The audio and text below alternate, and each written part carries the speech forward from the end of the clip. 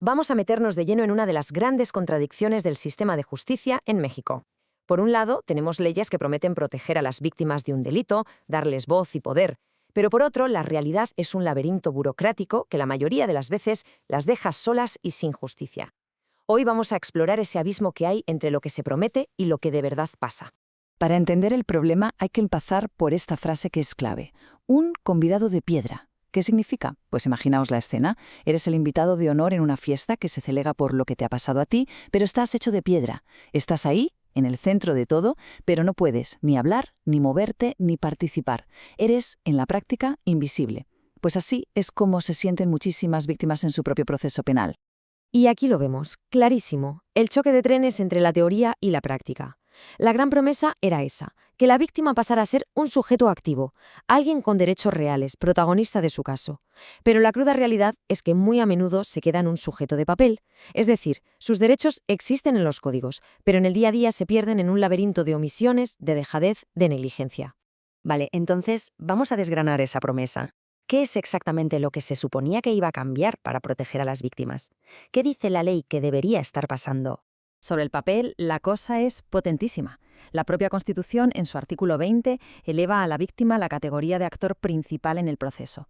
Y luego el Código Nacional de Procedimientos Penales, en su artículo 109, despliega lo que se conoce como la Carta de Derechos de la Víctima. O sea, que las herramientas legales están ahí, son claras y son poderosas.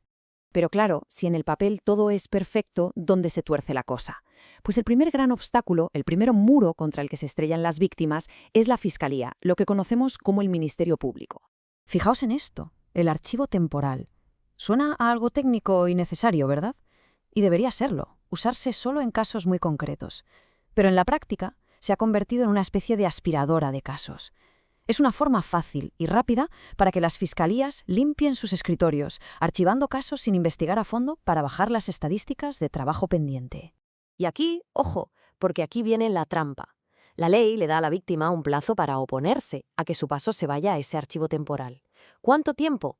10 días. Solamente 10 días. Entonces, la pregunta cae por su propio peso. ¿De qué sirven 10 días si a la víctima nadie le avisa de que han archivado su caso? Es una carrera contra un reloj que nunca supo que se había puesto en marcha. Es, en toda regla, una trampa procesal. Así que quedémonos con esto que es fundamental.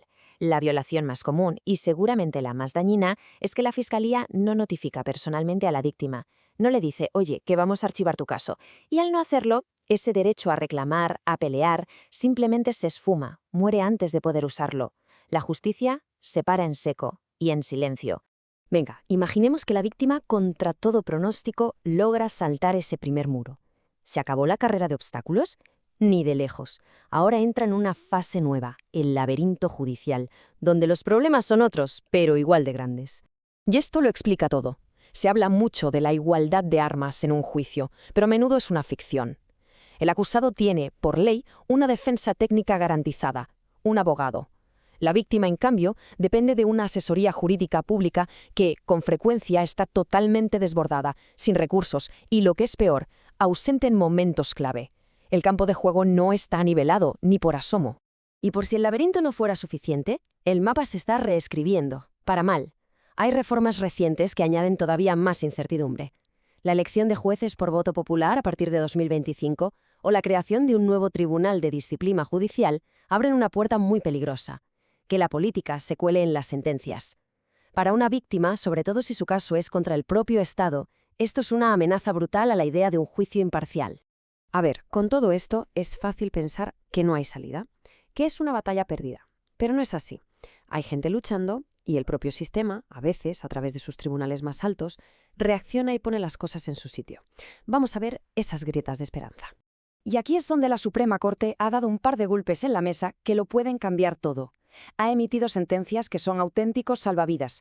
La primera dice básicamente: se acabó lo de archivar casos a escondidas. La notificación a la víctima tiene que ser personal, sí o sí.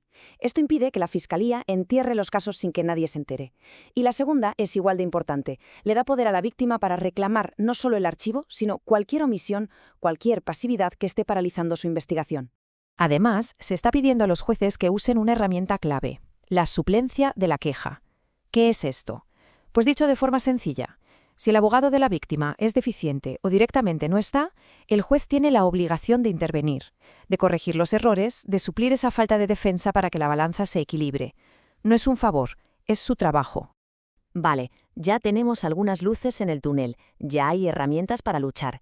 Pero para salir de verdad del laberinto, para que el cambio sea de fondo, hacen falta reformas más valientes y concretas. Y la hoja de ruta que se propone es muy clara. Tiene 3 puntos que son de puro sentido común. Primero, un plazo real, que esos 10 días para reclamar no empiecen a contar hasta que la víctima tenga acceso real y efectivo al expediente. Segundo, sanciones claras, que el fiscal que se olvide de notificar a una víctima se enfrente a consecuencias serias, administrativas e incluso penales. Y tercero, y esto es fundamental, asesoría autónoma, que los abogados de las víctimas no dependan de las fiscalías. Tienen que ser independientes para poder defenderlas de verdad, sin conflictos de interés. Y con esto llegamos a la idea central, la que debería estar grabada a fuego en cada juzgado y en cada fiscalía. La justicia para la víctima no es un favor, no es un capricho, no es algo que el Estado concede si le viene bien. Tiene que ser el motor, el corazón, la razón de ser de todo el sistema penal. Así que nos vamos con una pregunta que es demoledora.